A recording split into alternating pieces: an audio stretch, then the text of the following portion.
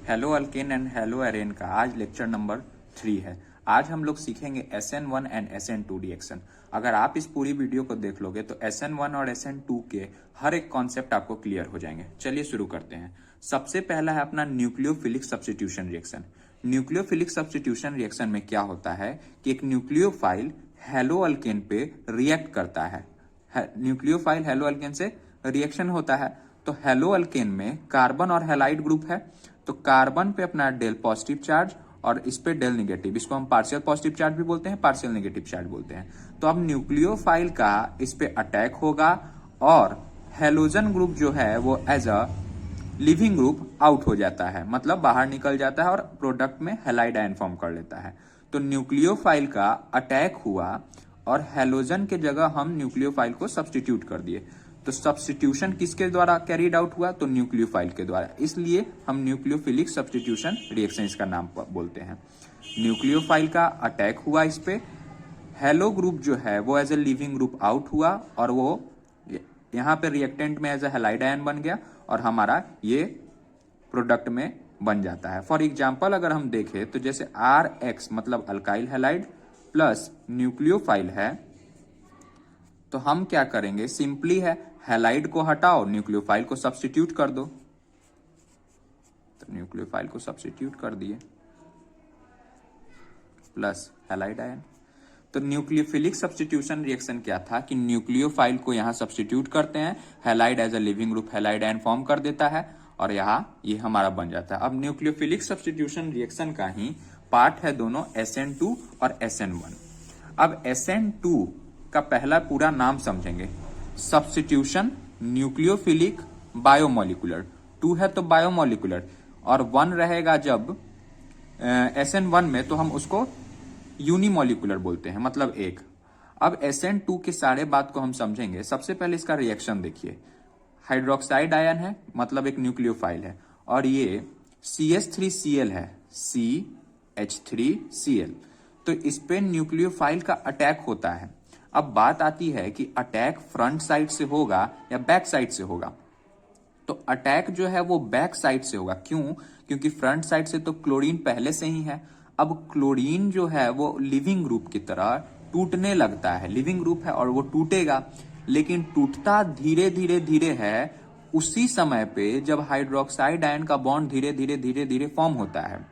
Hydroxide ion का bond जब धीरे धीरे धीरे फॉर्म होता है, उसी समय पे क्लोराइड आयन का बॉन्ड धीरे धीरे धीरे धीरे टूटने लगता है। इसी कारण हम फ्रंट से अटैक नहीं करा सकते, बैक साइड से अटैक कराते हैं। हाइड्रोक्साइड आयन का बॉन्ड धीरे धीरे धीरे फॉर्म होता है, उसी टाइम पे क्लोराइड आयन का बॉन्ड धीरे धीरे टूटने लगता है और इस स्टेट को हम बोलते हैं ट्रांजिशन स्टेट।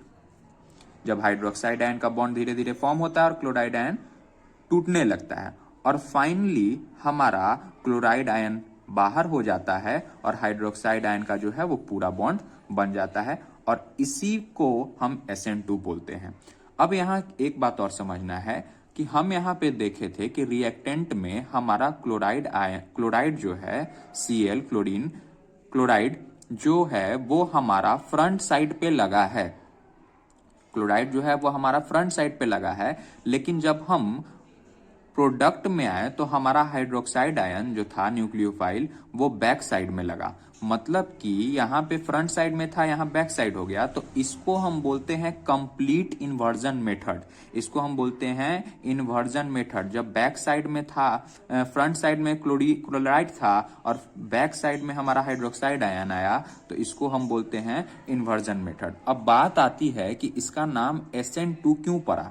तो ये तो हम समझ गए कि हाइड्रोक्साइड आयन एक न्यूक्लियोफाइल था जिसको हम क्लोरीन के जगह सब्स्टिट्यूट कर दिए, तो सब्स्टिट्यूशन न्यूक्लियोफिलिक हो गया। लेकिन 2 क्यों? तो अगर हमको केमिकल काइनेटिक्स याद हो थोड़ा, तो हम बोलते हैं कि केमिकल काइनेटिक्स में रेट लिखा जाता है।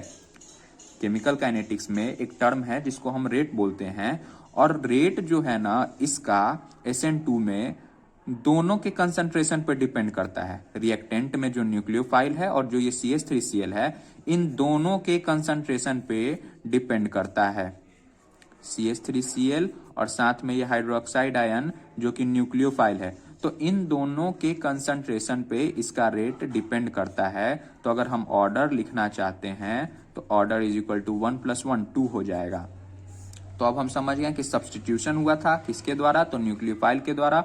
और ऑर्डर 2 क्यों है, क्योंकि रेट ऑफ रिएक्शन जो है वो इन दोनों के कंसंट्रेशन पे डिपेंड करेगा, इसीलिए हम इसको बोल दिए सब्स्टिट्यूशन न्यूक्लियोफिलिक और बायोमोलिकुलर मतलब 2। अब बात आती है ऑर्डर ऑफ रिएक्टिविटी की, कि प्राइमरी हैलाइड का ज्यादा होगा या सेकेंडरी या टर्सरी या फिर मिथाइल हैलाइड का। तो एक बार हम फिर से SN2 को लाना चाहते हैं।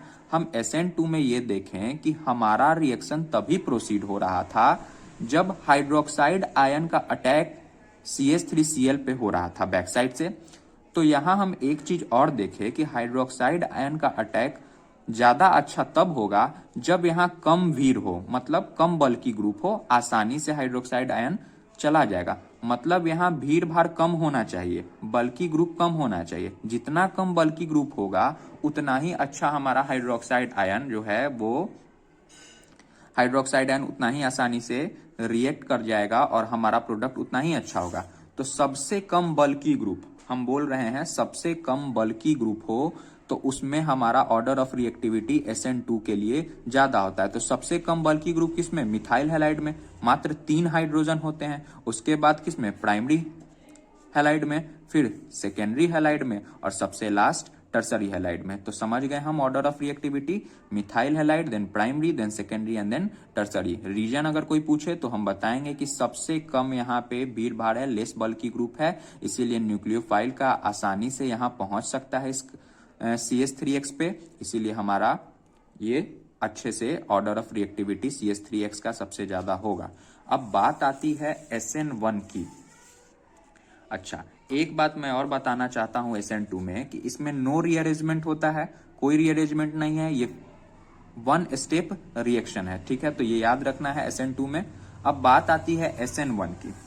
तो SN1 में हमारे पास टर्सरी ब्यूटाइल ब्रोमाइड है, CH3 है, और उसको हम हाइड्रोक्साइड आयन से ट्रीट किए तो हमारा Br निकल गया और OH बन गया। अब इसका हम लोग मैकेनिज्म को सीखने की कोशिश करेंगे, इसका हम लोग मैकेनिज्म देखेंगे तो और क्लियर होगा।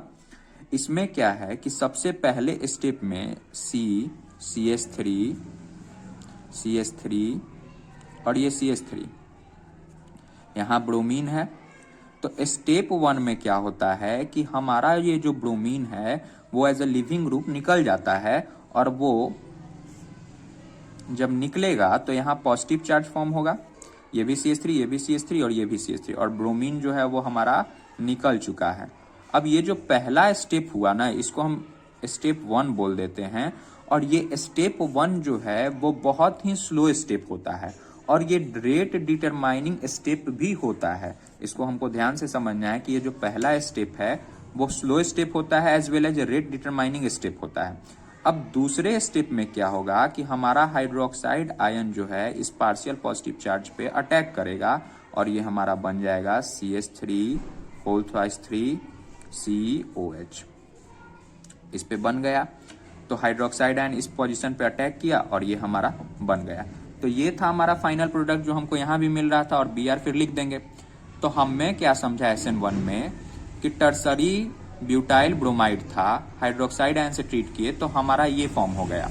अब बात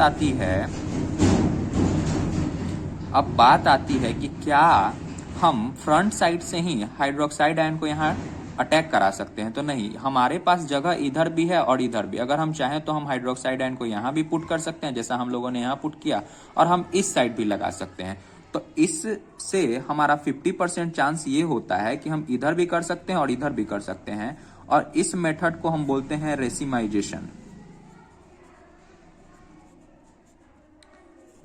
हम लोगों ने SN1 में पढ़ा था इन्वर्जन, क्योंकि फ्रंट में लग रहा था, इस साइड फ्रंट में था क्लोरीन और हमारा बैक साइड में प्रोडक्ट में हाइड्रोक्साइड आयन बना था, लेकिन यहाँ तो हम दोनों साइड बना सकते हैं, फ्रंट और बैक दोनों में। तो SN1 हमारा ये हो गया। अब बात आती है कि इसका नाम सब्स्टिट्यूशन न्यूक्लियोफिलिक तो हम समझ गए, 1 क्यों पड़ा?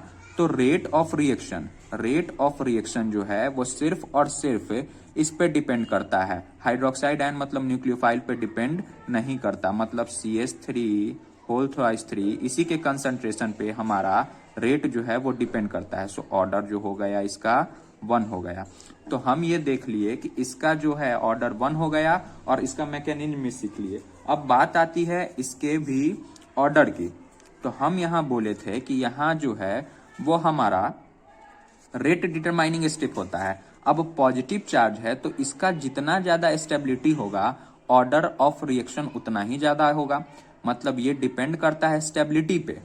ठीक है, तो स्टेबिलिटी सबसे ज्यादा किसका होगा यहाँ हम देखेंगे।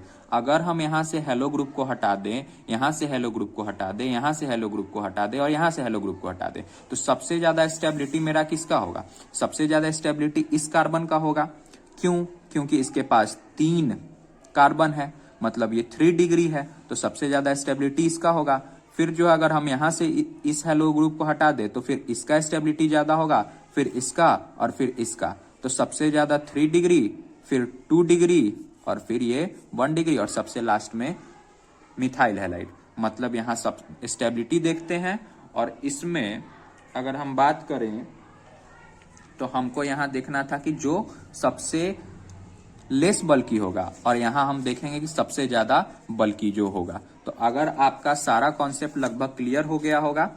अब देखो SN1 और SN2 में हमको एक चीज और ध्यान रखना है कि SN1 में फिर से हम ऑर्डर समझा रहे हैं। SN2 के लिए हमारा जितना लेस बल्की होगा, मतलब सबसे पहले CH3X, फिर प्राइमरी हैलाइड, फिर सेकेंडरी और फिर टर्सरी। और SN1 में जितना ज्यादा स्टेबिलिटी होगा तो स्टेबिलिटी उसी का ज्यादा होगा जिसके पास ज्यादा CH3 हो, मतलब अल्काइल ग्रुप हो, मतलब ज्यादा बल्क हो। बल्कि ऐसे याद रख सकते हैं कि जिधर बल्की कम हो उसमें SN2 का ऑर्डर ज्यादा होगा और जिधर बल्कीनेस ज्यादा हो उसमें SN1 का रिएक्शन ज्यादा होगा। ठीक है, तो अगर आपका पूरा अच्छे से अब ये कॉन्सेप्ट क्लियर हो गया होगा।